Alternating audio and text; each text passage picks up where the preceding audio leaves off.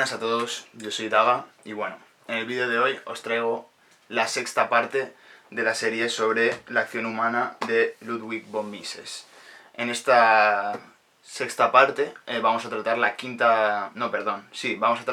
parte del libro, que recibe el nombre de Cooperación social en ausencia de mercado, ¿no? Esta parte, a diferencia de la anterior, es bastante corta, será alrededor de unos 30 páginas, pero sí que es cierto que es una parte bastante importante, sobre todo por las explicaciones que va a mostrar Mises y también incluso por el contenido político que tiene, ¿no? Porque no simplemente va a ser una cuestión de que va a explicar el error a nivel teórico y que por supuesto tendría una problemática de base a la hora de aplicarse en la realidad del socialismo, sino que además, de forma, por así decirlo, implícita, también es una muestra, ¿no?, de cómo para Mises, ¿no?, digamos, el liberalismo es mucho más funcional que el socialismo, por lo que él va a llamar el teorema de la imposibilidad del cálculo económico, que luego lo explicaré un poco en detalle, ¿no? Pero básicamente este libro, o sea, este apartado, bastante corto en relación a los otros, como recibe su nombre, cooperación social en ausencia de mercado, ¿no? Esto ya nos pone en el primer punto, ¿no?, que va a tratar Mises, ¿no? Va a hablar al fin y al cabo Mises de que en el socialismo el mercado no se puede concebir. Es decir, el mercado, concretamente la economía de mercado, es decir, un capitalismo, obedecería a ciertas cuestiones que, por así decirlo, son ciertas instituciones mediante las cuales el capitalismo puede operar. Si tú eliminas esas instituciones, el capitalismo es irrealizable. De modo que, por así decirlo, toda la base donde se construye se iría a pique, ¿no? Dos cosas, digamos, que podríamos hablar como instituciones básicas serían, al fin y al cabo, la propiedad privada y la otra, pues digamos, sí, el libre intercambio de comercio, ¿no? Al fin y al cabo, el utilizar un medio de intercambio como es el dinero, ¿no?, comúnmente aceptado como es el dinero, para poder hacer transacciones, ¿no? Claro, la cuestión aquí es que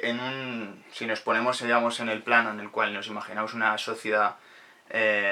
socialista, ¿no?, básicamente el mercado, tal como lo entendemos, tendría una complicación de base, ¿no?, que sería, en primer lugar, lo que sería la planificación, ¿no? Al fin y al cabo, las posturas, digamos, socialistas tratarían, digamos, de defender una postura mediante la cual habría un planificador central que, por así decirlo, destinaría todos los recursos a las diferentes, digamos, a las diferentes partes, ¿no? Por así decirlo, sería como un núcleo, ¿no?, central, una autoridad que decretaría, dirigiría cómo debe de darse, o sea, cómo deben de desplazarse, digamos, de gestionarse, digamos, todos los recursos, todos los bienes y todos los servicios que se producen en una nación. Entonces, al estar eliminada la propiedad privada y los medios de producción ser estatales, esto partiría de la base de que hay una centralización total de cómo se gestionan, digamos, esos recursos y cómo se producen, ¿no? Entonces, esto dice Mises, ¿no?, que en un primer momento, a lo mejor, si oponemos, ¿no?, lo que sería una anarquía de la producción, ¿no?, en tanto de que un sistema capitalista es por naturaleza descentralizado, en tanto que los productores, los empresarios, producen sin, por así decirlo, alguien que esté por encima, que supervise o que diga qué es lo que tienen que hacer, cómo lo tienen que hacer, cuándo lo tienen que hacer. Entonces, al ser, por así decirlo, descentralizado, ¿no?, en tanto que hay una cooperación entre individuos sin que haya, digamos, un núcleo central, ¿no?, una autoridad que lo regule, podríamos decir que para el planificador socialista esto lo vería como una forma, digamos, por así decirlo, no sabría cómo expresarlo, pero sí, como algo que está atrasado, ¿no? En tanto que una planificación central que podría remitir, digamos, todos los recursos desde el centro, ¿no?, es como que sería como casi como un dios, ¿no?, en cierto modo, sería una autoridad que tendría la potestad de poder dirigir todas las partes con una especie de, digamos, de pensamiento común, ¿no?, a ello y poder distribuirlo mejor, ¿no? Entonces digamos que a nivel teórico, intuitivamente eso puede parecer cierto, ¿no?, que parece que es mucho más, ¿no?, simple, ¿no?, el hecho de que una autoridad distribuya todo,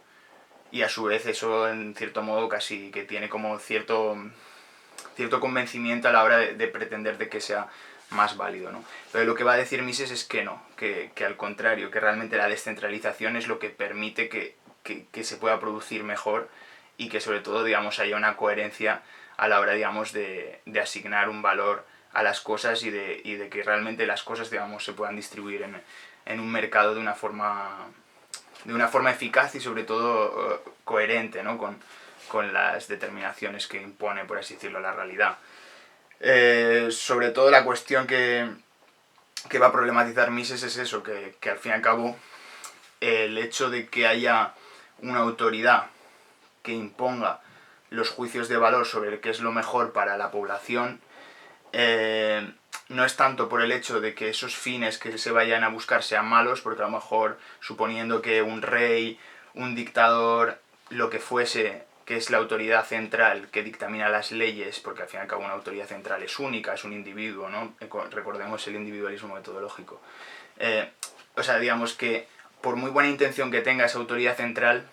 por naturaleza el ser humano es finito y por tanto es falible. Y realmente, aun teniendo muy buena intención, su límite y su conocimiento es muy superior al de una cooperación descentralizada entre una multiplicidad de individuos que cada uno de ellos sabe o se arriesga con incertidumbre a tratar de pronosticar qué es lo mejor para sí mismo y a su vez para tratar, digamos, de producir de cara a la satisfacción de lo que serían los consumidores, ¿no?, en una sociedad. Entonces, esto sería el primer error, o a lo mejor el primer problema que ve Mises, ¿no?, que una autoridad central no es capaz de ver, de tener, digamos, la proyección de saber qué es lo que quieren los individuos, ¿no? Es decir, una autoridad central puede a lo mejor dictaminar, pues, en una panadería, pues, cuántos números de panes tienen que haber, haciendo una estimación, ¿no?, de cuánta gente puede comer, cuánta gente puede haber en una población. Pero la realidad es que es el panadero el que todos los días hace el pan y pone la masa, pone el dinero y lo invierte, el que acaba sabiendo, ¿no?, más o menos cuántos panes le sobran y cuándo no. Y eso entonces hace que ponga los panes, ¿no?, digamos, para que pueda abastecer a ese sector de la población, ¿no? Pero si se centralizara, el problema sería que a lo mejor el número de panes no corresponde al número de necesidades, ¿no? En tanto que no es una necesidad, por así decirlo, predecible al milímetro, ¿no? Y es el riesgo del panadero el que corre con que le sobren unos panes o no. Mientras que la autoridad central, le sobren o no los panes, seguramente haría menos cantidad, ¿no?, para que no les sobren una cantidad. Entonces, sea un poco esa la idea, ¿no?, de que a nivel descentralizado tendría una funcionalidad más eficaz. Pero más allá de esto, la imposibilidad del cálculo económico podríamos decir que es el argumento central, que es propiamente de Mises, ¿no?, que es como algo que ha tenido bastante recorrido, que básicamente la intuición es la siguiente, ¿no? Al fin y al cabo, si partimos de esa base, ¿no?, de que al fin y al cabo la organización social se daría por medio de una autoridad que planificaría y, por así decirlo, emanaría, ¿no?, sus directrices sobre el resto de la población, ¿no?, tanto a nivel de gestión de todo tipo, cultural, económica y demás, pues claro, se nos plantea la siguiente problemática. Si no hay propiedad privada, no hay cálculo económico. Es decir, si recordamos en el tercer capítulo, creo que es o el cuarto, el del cálculo económico, digamos que los individuos pueden calcular económicamente porque tienen precio las cosas, ¿no? Y las cosas tienen precio porque la gente prefiere unas cosas sobre otras y de ese modo intercambia, actúa en sociedad, y en esas acciones, digamos, hay unas preferencias y unas valoraciones que determinan también subjetivamente el precio de las cosas. Entonces lo que nos encontramos es que si no hay propiedad privada, si yo tengo esa barra de pan, ¿no?, y realmente no hay propiedad privada, yo, por así decirlo, no puedo asignarle un precio, ¿no?, porque, por así decirlo, el modo, digamos, en el que funciona el mercado sería que yo tengo una serie de cosas, yo tengo mis medios de producción, yo produzco, y yo luego tengo esos bienes que los puedo vender. Pero sin embargo, si realmente los bienes producidos emanan de una autoridad central que, por así decirlo, gestiona los recursos, esa propiedad privada, digamos, eliminaría la valoración del mercado, en tanto que no habría un mercado en el sentido capitalista, ¿no? En tanto de que claro, en tanto que al fin y al cabo, si la gente no tiene, digamos, la opción de escoger entre diversas cosas, ¿no? Para decir, vale, pues esto me cuesta más barato, esto me cuesta más caro y demás, se complica mucho, digamos, la creación digamos, de todo tipo de arquitectura, o sea, de infraestructuras a la hora de construir o de la asignación de unos recursos que necesita una población de todo tipo, ¿no? No sé si me estoy explicando bien, ¿no? No sé si estoy o sea, si estoy transmitiendo bien las ideas, pero básicamente es eso, que al fin y al cabo, si hay una planificación central, total, la economía de mercado se diluye. Entonces, el hecho de asignar precio a las cosas no tiene sentido. Es decir,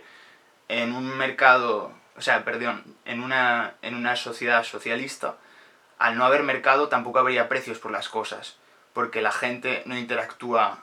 como se haría en una sociedad capitalista mediante el ahorro de su dinero para comprar unas cosas y otras. Entonces, la forma en la que se consigue las cosas sería más bien por cheques, por formas, digamos, de conseguir el dinero, pero por así decirlo, siempre mediado por lo que provee el Estado, no por lo que tú trabajas para conseguir ese dinero y luego tú gastártelo en lo que quieras, ¿no? Al no haber esa libertad de empresa, no ni esa propiedad privada de los medios de producción, por así decirlo,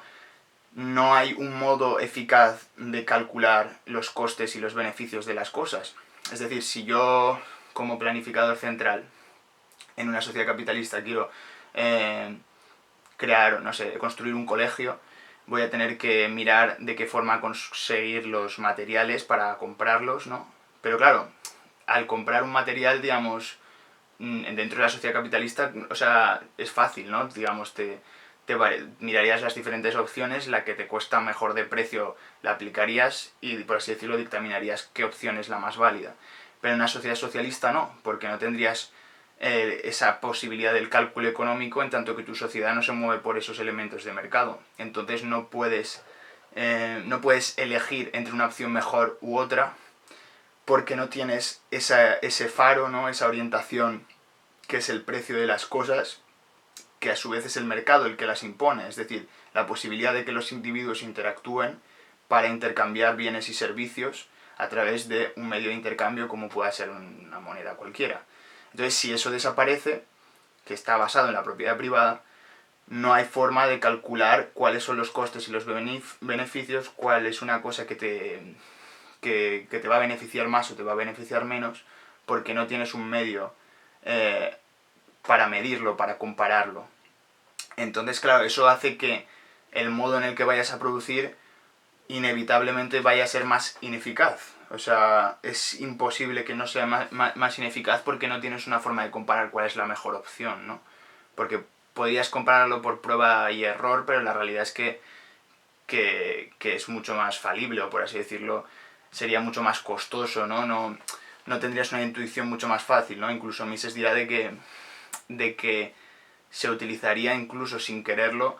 Por ejemplo, si tienes petróleo en tu país socialista, para tratar de intentar medir ese valor, tendrías que a lo mejor mirar hacia los países capitalistas para saber cuánto cuesta tu petróleo. Entonces, de una forma u otra, es como que si quieres saber el valor de las cosas, quieras que no, tendrías que acabar abrazando un poco la economía de mercado, aunque aunque tu país no la practiques, ¿no? Pero en cierto modo no puedes evitar, digamos, mirar ese valor fuera, digamos, del propio capitalismo, o sea, del socialismo, ¿no? Entonces,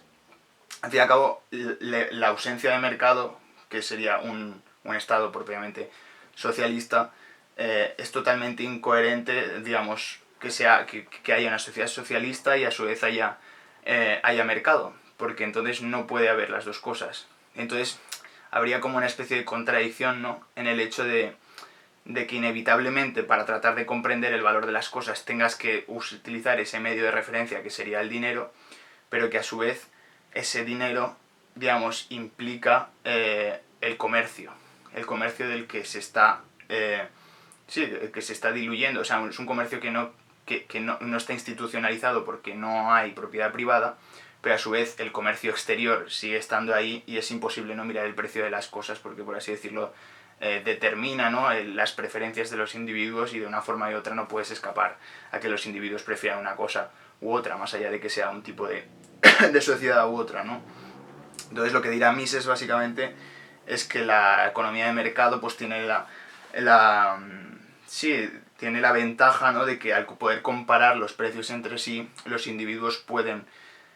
saber de mejor manera si una cosa les beneficia o no, porque si le cuesta más de lo que quieren gastarse, saben que eso no les compensa comprarlo, ¿no? Y así con cualquier cosa que puedas pensar, ¿no? Del mismo modo, ¿no?, de que una empresa que no funciona en un estado, o sea, en una sociedad capitalista, es decir, que tiene más pérdidas que beneficios, se va a pique, y eso no es salvable. Pero mientras que en una sociedad comunista, esa empresa que no tiene incentivos no podría, por así decirlo, llegar más lejos, por el hecho de que tampoco sabe que está teniendo pérdidas o ganancias, porque tampoco hay un motor que le diga estás perdiendo o estás ganando, ¿no? Porque al fin y al cabo tampoco se dirige, ¿no?, hacia ese fin, ¿no? Pero bueno, no sé si se ha entendido muy bien, no sé qué opinaréis vosotros. Al fin y al cabo es una tesis polémica, ¿no?, para todo aquel, ¿no?, que comulgue con estas ideas. Y realmente tampoco he escuchado, digamos, argumentos en contra o ciertas posturas posteriores al teorema de la imposibilidad del cálculo económico, pero que sí que es cierto que es un análisis muy interesante desde una perspectiva económica, y que ha tenido un gran recorrido, ¿no?, a nivel de una crítica al marxismo, ¿no?, y concretamente al socialismo. Así que bueno, nos vemos en el próximo vídeo, que ya será el último de la serie sobre la acción humana. Así que nada, chao.